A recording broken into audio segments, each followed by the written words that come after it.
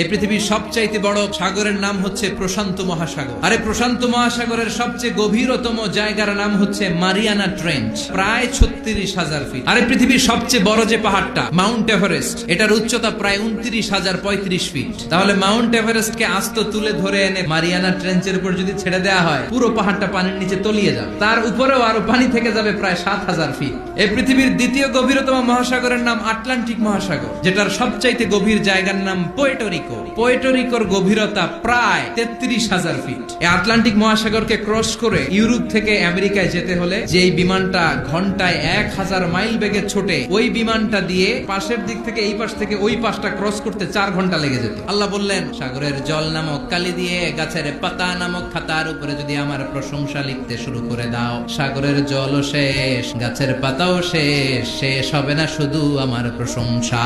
সুবহানাল্লাহ।